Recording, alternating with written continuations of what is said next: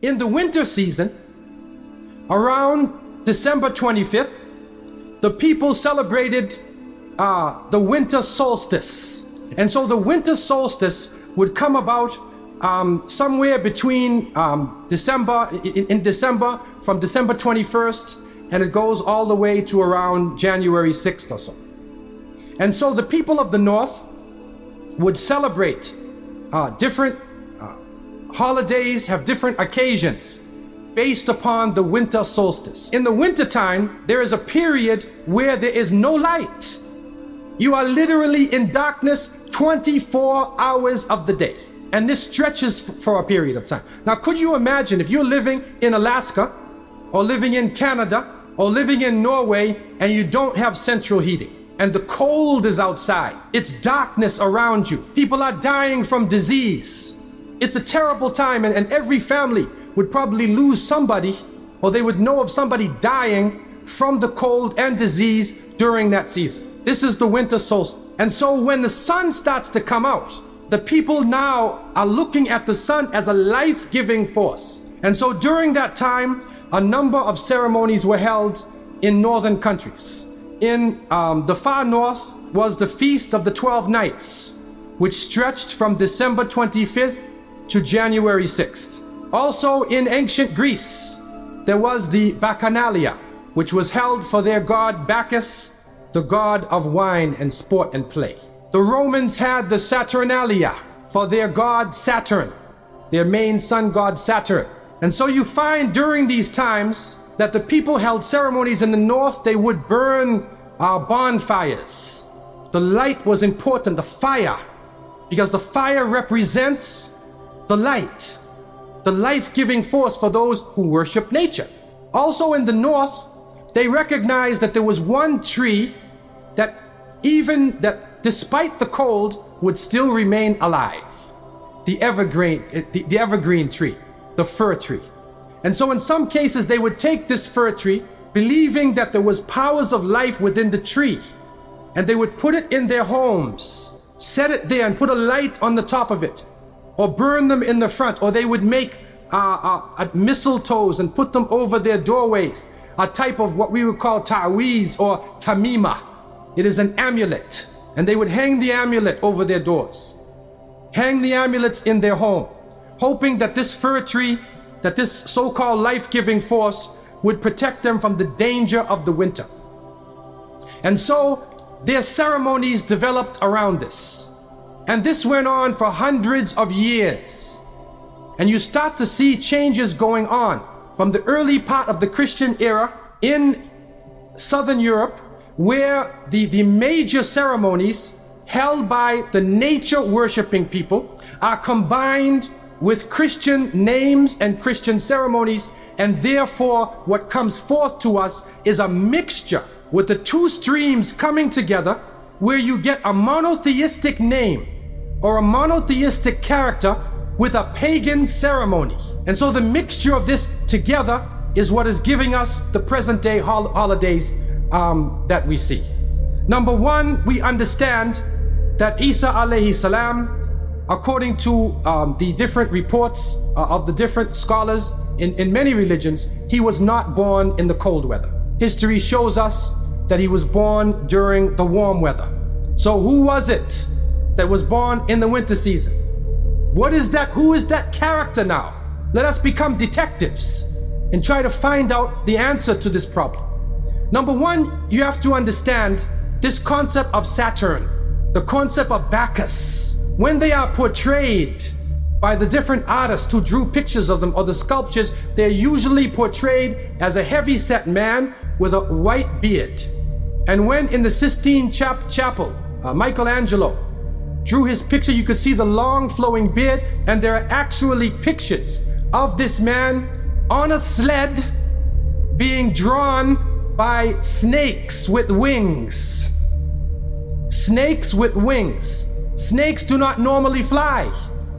But in this case, the snakes have wings, and the heavy-set man is on his sled, being drawn by these flying animals. Sound familiar to you now, doesn't it? He's being drawn by the flying animals. He's performing miracles. He's coming out on December 25th, which is not the birthday of Isa alayhi salam, has nothing to do with Christianity. It is the time of the Bacchanalia and the Saturnalia, and he is representing riotous fun, drunken reverie. And so what happens on Christmas, the Christmas season, especially in America, people today are not even thinking about Isa alayhi salam. They're not even thinking about Jesus. They're looking how they can get drunk. On Christmas, what is going on? In the Caribbean and many parts, if they offer you a Christmas pudding or Christmas pie or Christmas drink, watch out, because it's probably laced with rum or wine. That's the spirit of the season. Now, this riotous occasion that was going on went so far that the Christian church banned it. And the Church of England, according to historical sources, actually banned it all the way to 1647. It was prohibited in England to celebrate Christmas because they saw Christmas as being a pagan holiday.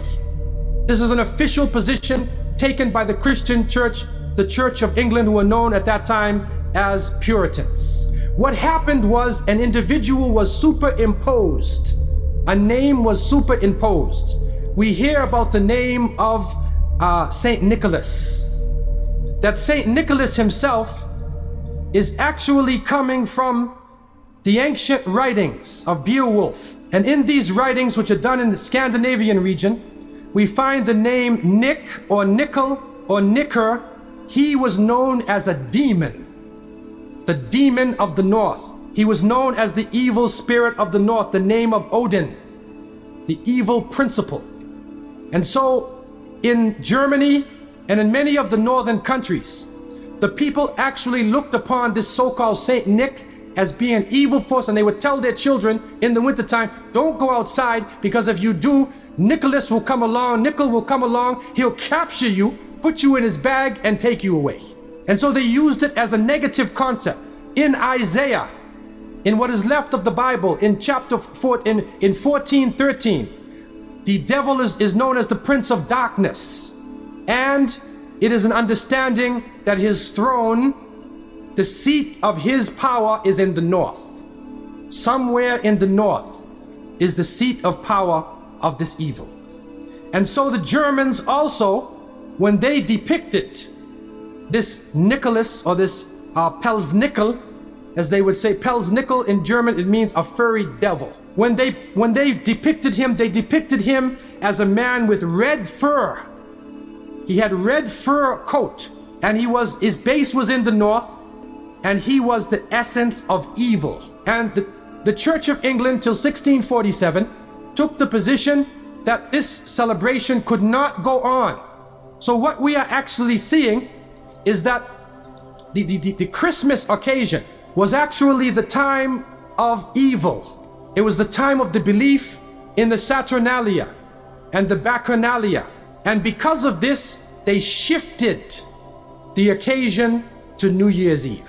They shifted all of their feelings and their merriment and their evil to New Year's Eve.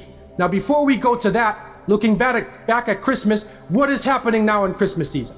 I don't know what goes on in Miami, but in the northern cities, on Christmas occasion, they put lights around and Santa Claus parades. Do you have a Santa Claus parade here?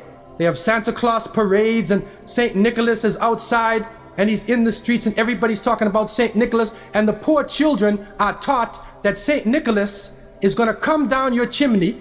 Most people don't have chimneys in Miami anyway, but a 350-pound man is going to come down your chimney and bring you presents and keep his clothes white and red, and go to all of the homes in the area and put presents in your stockings and put presents under your tree, and then fly back out into space. And the poor father who sweat and toiled all year to get you the presents gets no credit for the present given to the child.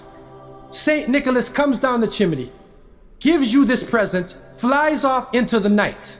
And many of us were raised thinking, believing in this. Some of us would sneak into the night and look and see our father putting the present under the tree. We knew what he was doing anyway. But you went along with it, and the people say, well, you know, it's Christmas. Don't you like to have fun? You want to stop the children from having fun? What kind of people are you?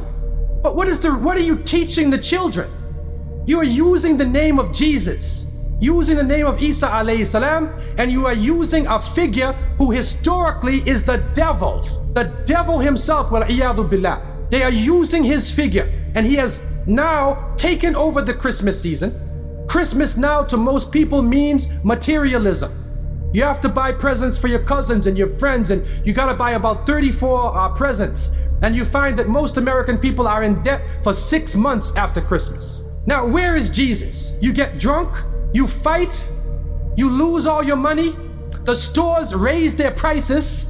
Isa alayhi salam is described as a very humble person. Most of the time he didn't wear shoes, only 1 or 2 changes of clothing. A very simple person eating very simple food, fasting most of the time. You see what is going on? There are 2 streams now, a stream of polytheism, a stream of monotheism, and now the polytheism, the materialism, is overtaking the monotheism and standing in the way and taking over our society. And some foolish Muslims coming along from outside of in their country say, well, I just want to be an American. I want a tree too. So I said, one of the brothers said he had a Christmas tree in his house. He came for, I said, brother, do you know what the tree stands for? He said, no. Okay, I'll get a palm tree with dates. I'll make it halal, a halal Christmas tree. But brother, you have to understand what it means. You have to understand what it means. Number one, the Prophet ﷺ, when he talked about ar-ruqya, wa tama'im, wa tiwala, he said all of these things are shirk. That if you hang amulets thinking that this ta'weez or this amulet is going to protect you from something, then you are actually giving power to the creation of Allah and taking it away from the Creator. If you think that by making some spells, going to a magician and asking them to put a spell on someone, you want to get married, so you go to the Sahir and say, put a spell on Ali, I want to marry him. Put a spell on Zainab. What kind of marriage are you going to have if you go to the magician? And so the Prophet, peace be upon him, named all of these things, the superstitions, the amulets, all of these type of things are the other stream which goes away from monotheism, from the belief in one God, and takes you into another.